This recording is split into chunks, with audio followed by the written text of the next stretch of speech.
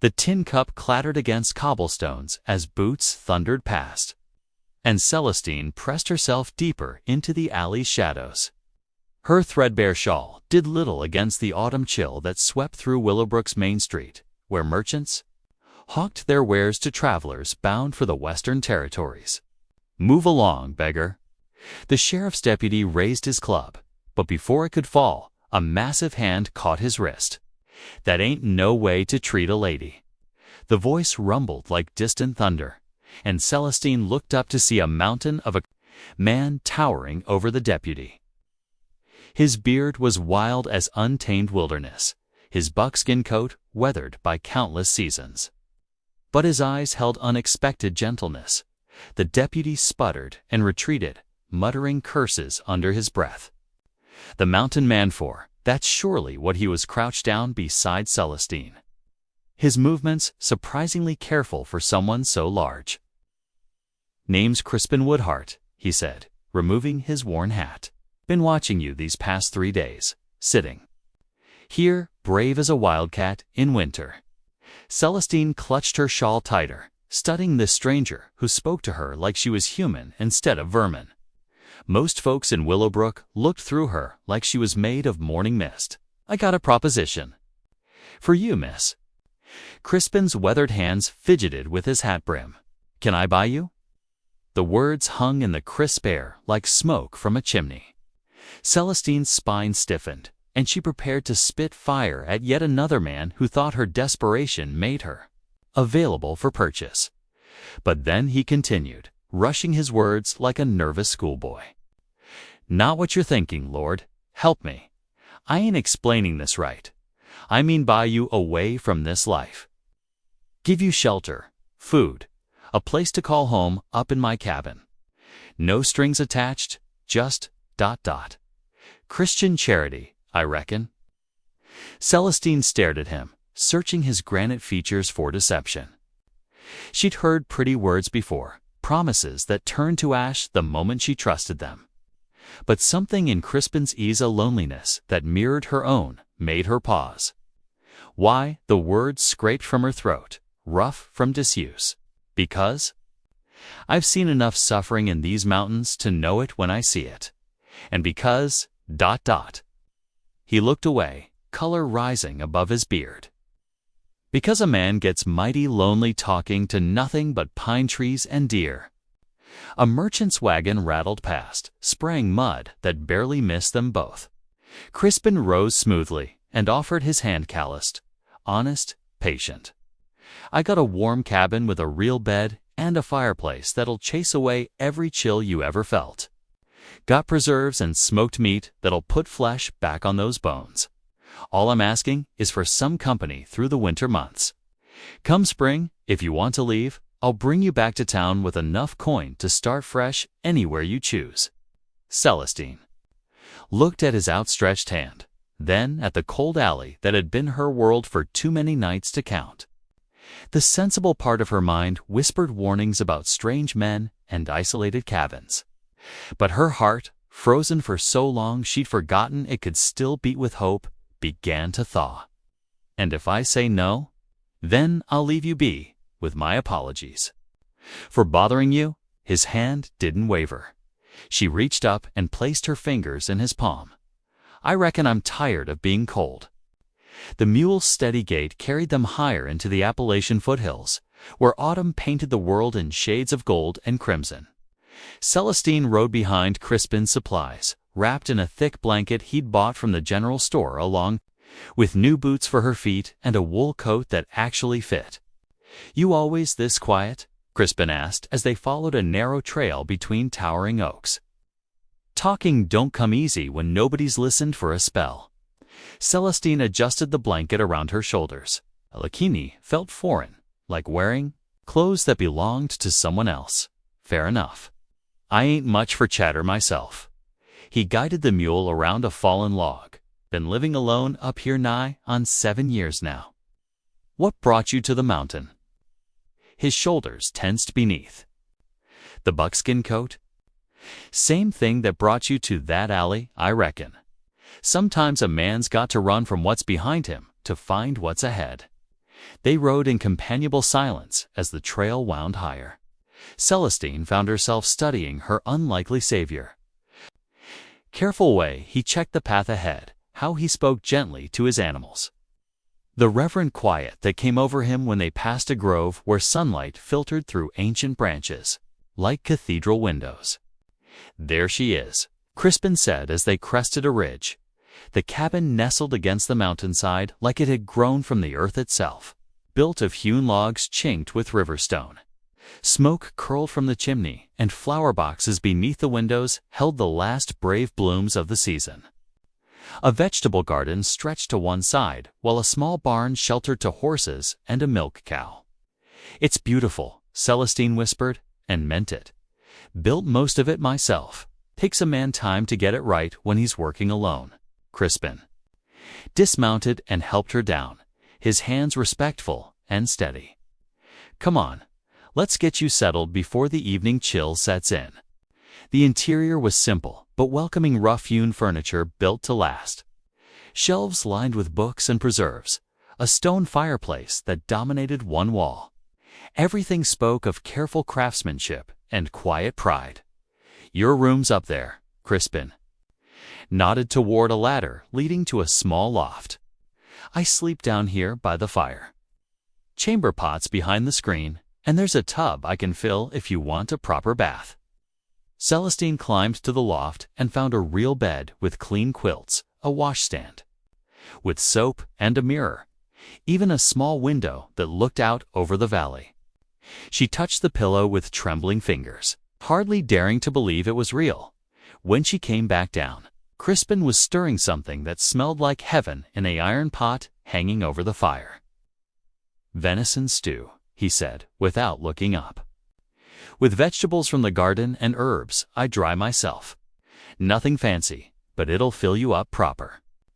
They ate in comfortable quiet, the only sounds the crackling fire and evening birds settling into their roosts. Celestine couldn't remember the last time she'd tasted food this good, or felt this safe, or sat at a table like she belonged there. "Why? Are you really doing this?" she asked finally. Crispin set down his spoon and looked into the fire. "My wife died 3 years back. Fever took her quick, and I buried her in the grove where the wild roses bloom. Been talking to her grave marker ever since, but she ain't much for conversation anymore." The pain in his voice was fresh as yesterday's wound. Celestine reached across the table and touched his hand. "I'm sorry, weren't nothing to be done. But living alone, ... it changes a man. Makes him forget how to be around people. When I saw you in that alley, I thought maybe we could help each other remember how to be human again." 3 weeks passed like pages turning in a well-loved book. Celestine learned the rhythm of mountain life, rising with dawn to help milk Bessie the cow, gathering eggs from the henhouse while mist clung to the valley below, helping Crispin split wood for the ever-hungry fireplace. Her reflection in the washstand mirror showed a woman transforming. The hollow cheeks had rounded, the brittle hair gained luster, and something long dead in her eyes had begun to flicker back to life. "You don't have to work so hard," Crispin said one afternoon as she scrubbed the cabin's wooden floors. "This ain't what I brought you here for. Can't just sit idle while you do everything." Celestine wrung out the rag in the bucket of soapy water. "Besides, feels good to be useful again. You were always useful. Just because folks couldn't see your worth, don't mean it wasn't there." The simple truth of his words stopped her hands mid-scrub. In Willowbrook, she'd been invisible. Problem to be stepped around or swept away. But Crispin saw her like she mattered. That evening, as they sat by the fire sharing one of his precious books, Celestine found herself studying his profile in the flickering light. The harsh lines around his eyes spoke of loss and hardship, but there was gentleness in the way he turned pages, patience in how he explained words she didn't recognize. "Crispin."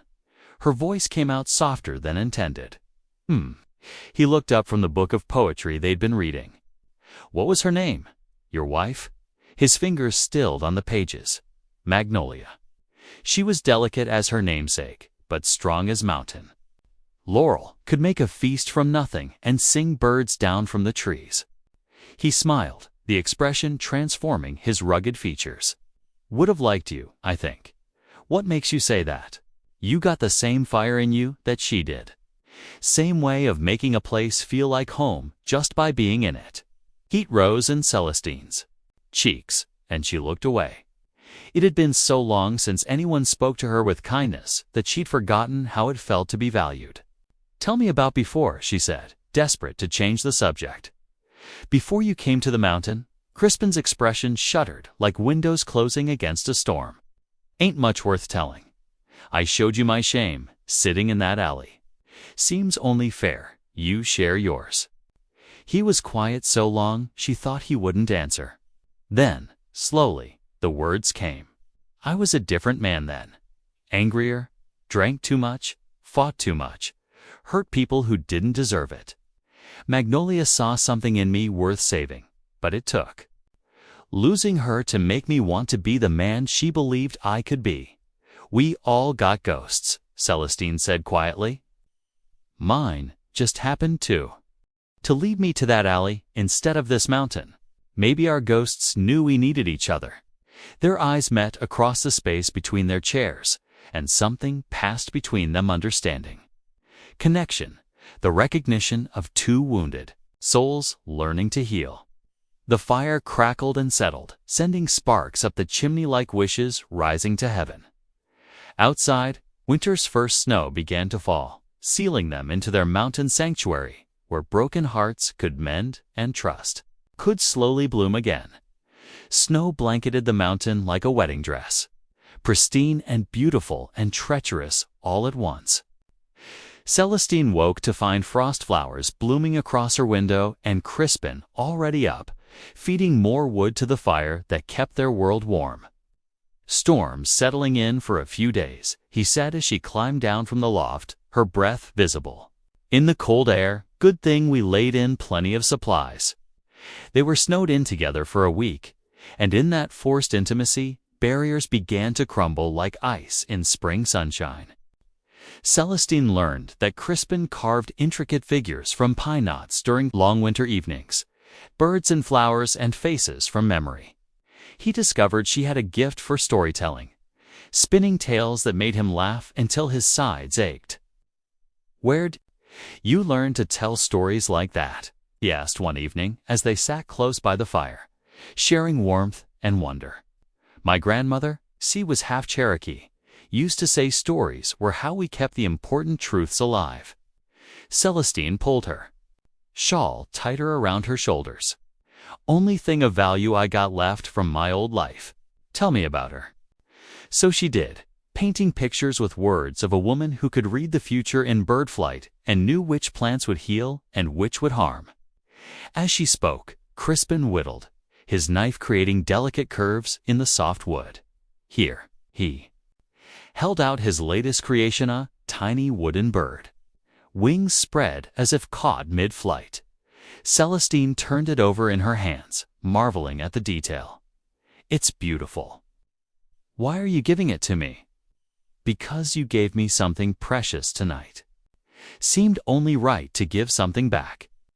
Their fingers brushed as she accepted the gift, and the touch sent warmth racing up her arm. She looked up to find Crispin watching her with an expression that made her heart skip like a stone across still water. Celestine, he began, then stopped, color rising above his beard. What is it? Nothing. Just, I'm glad you're here. But it wasn't nothing, and they both knew it. The air between them hummed with unspoken possibilities, with a dangerous hope that maybe, just maybe, two broken people could make each other whole again. The next morning brought sunshine that turned the snow-covered world into a crystal palace. Crispin insisted on checking his trap lines, and Celestine asked to come along.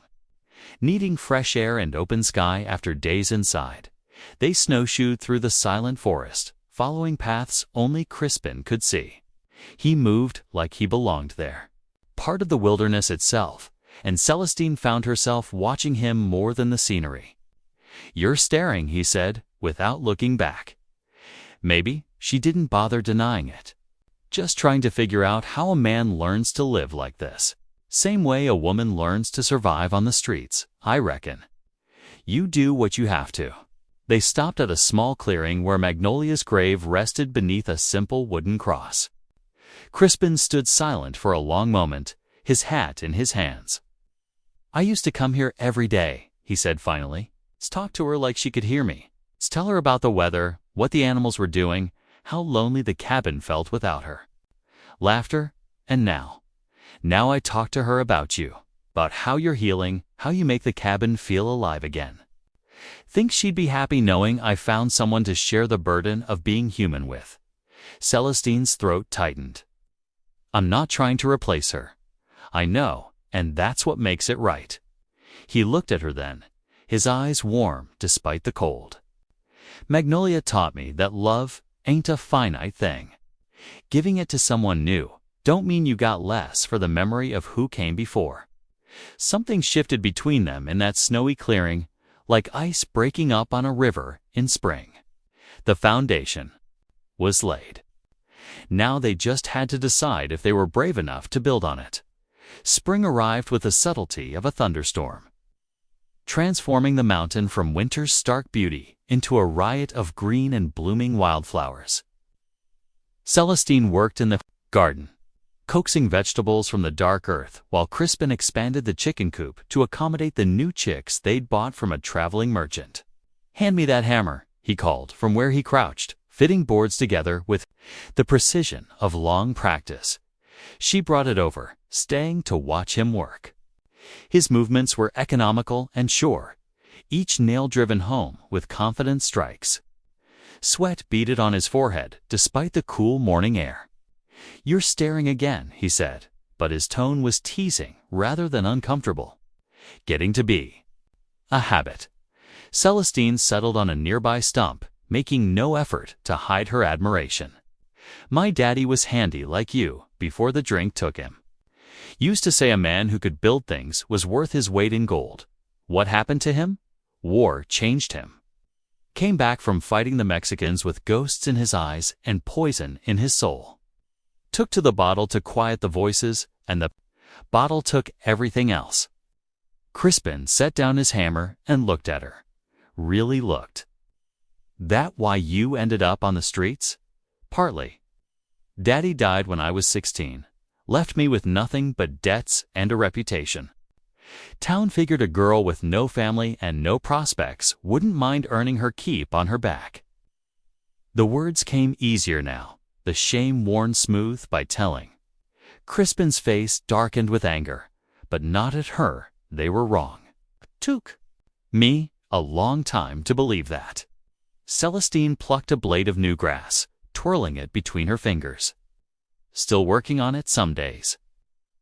"Well, I got the rest of spring and all of summer to convince you." He picked up his hammer again, then paused. "That is, if you're planning to stay that long." The question hung between them like morning mist, delicate and full of possibility. They'd never spoken directly about her leaving come spring, though. The option remained open like an unlocked door. "Haven't given it much thought lately," she admitted. "Been too busy living to worry about what comes next." That evening, they sat on the cabin's front porch, watching stars emerge in the darkening sky. A jug of Crispin's homemade cider sat between them, the alcohol just strong enough to loosen tongues and lower defenses. "Tell me something," Celestine said, emboldened by the cider and the gentle darkness. "When you look at me, what do you see?" Crispin was quiet for so long she thought he wouldn't answer. "Then, I see a woman who's stronger than she knows.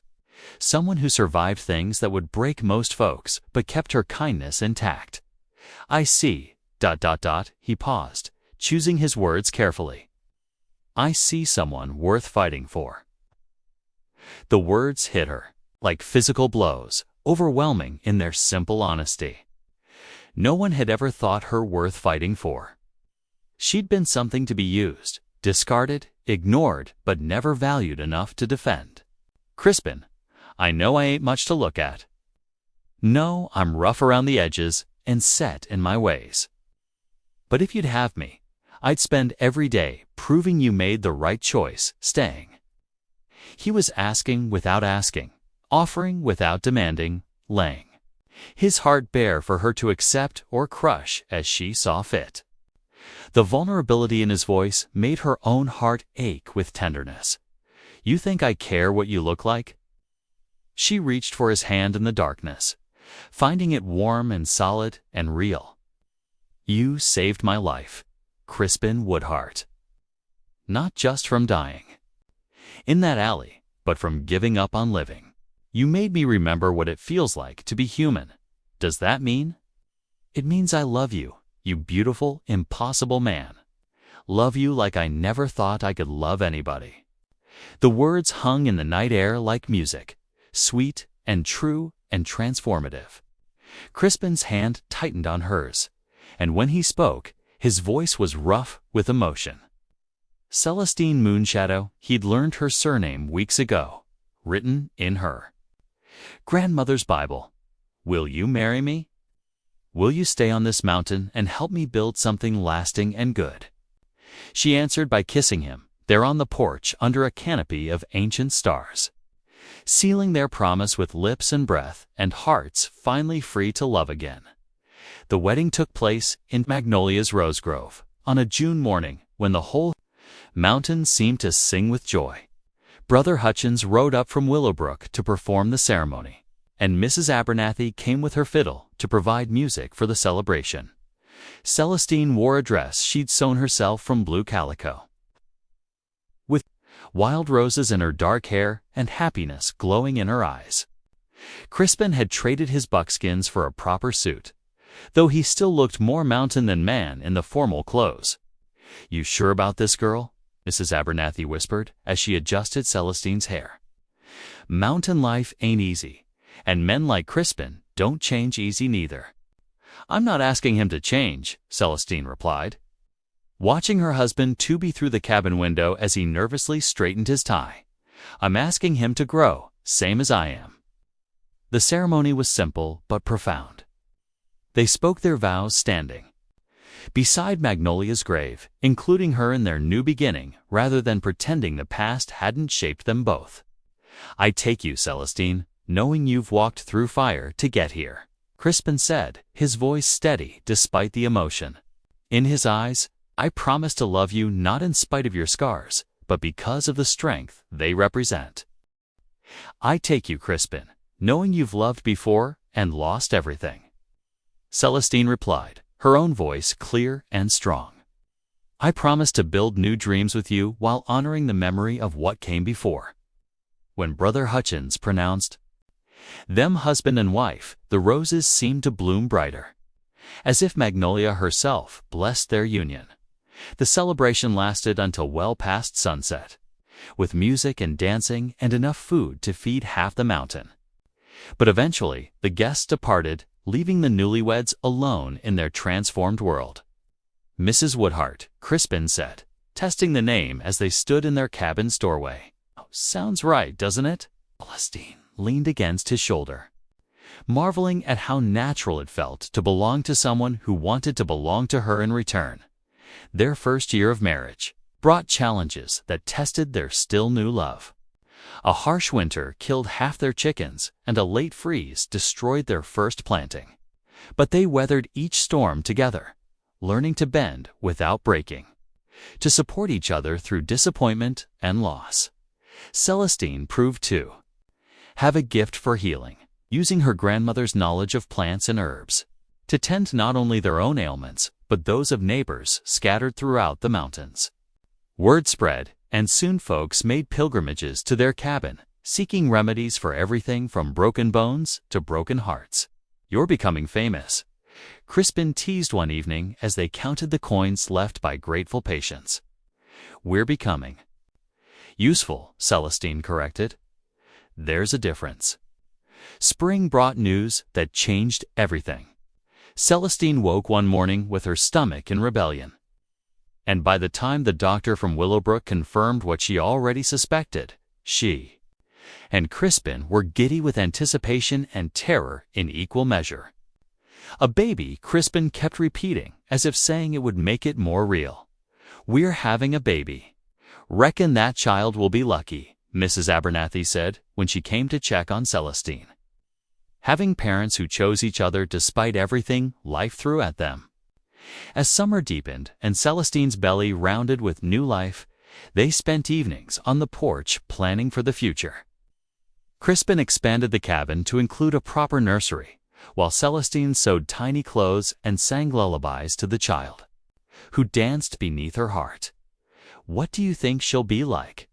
Celestine asked one evening, her hand resting on her swollen belly. "Beautiful as her mama, stubborn as her daddy, and smart enough to avoid both their mistakes," Crispin replied, his own hand covering hers. "How do you know it's a girl?" "Same way I knew you were worth saving.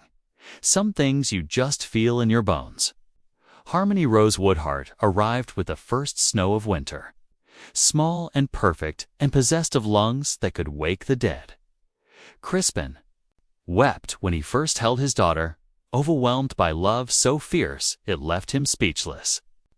"She looks like you," Celestine whispered from the bed where she'd labored through the long night. "Got your eyes, though. Dark as mountain water and twice as deep." Harmony grew like a wildflower, raised on stories and mountain air and the absolute certainty that she was loved beyond measure. By her second birthday, she was following Crispin through the forest, learning to read tracks and identify edible plants.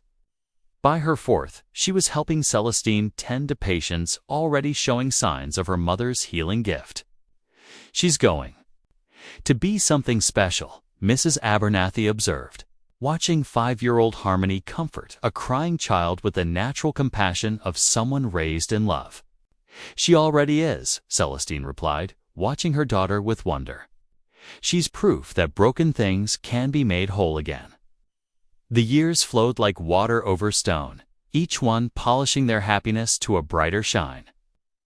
They added a son to their family, little Marcus, who inherited his father's size and gentle nature, then twin girls who arrived like sunshine after rain. Bright and warm and impossible to imagine life without, their cabin expanded to accommodate their growing family, with rooms for all 4 children, and a workshop where Crispin taught them the satisfaction of creating with their hands. Celestine's healing practice flourished, drawing people from 3 counties who trusted her skill and compassion. "Remember when you asked if you could buy me?" Celestine said one evening as they sat on the porch, watching their children play in the yard while sunset painted the mountains gold. "Dumbest thing I ever said," Crispin replied, his arm tightening around her shoulders. "Can't buy something that was meant to be freely given?" "You didn't buy me," she agreed. "You saved me. There's a difference. We saved each other." Harmony, now a young woman of 16 with her mother's dark eyes and her father's steady hands, looked up from where she was teaching her younger siblings to weave flower crowns. "Tell us the story again, Mama, about how you and Papa met."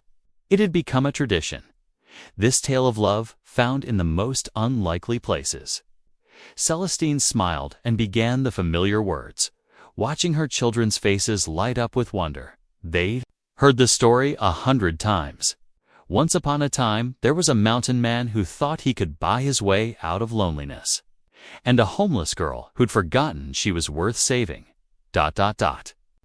As night fell over their mountain kingdom, 4 children drifted off to sleep, filled with the knowledge that love could bloom anywhere, in alleys and on mountaintops, between strangers and lifelong companions, in the space between one heartbeat and the next. Crispin and Celestine remained on the porch long after the children went to bed, content in the silence that comes with perfect understanding.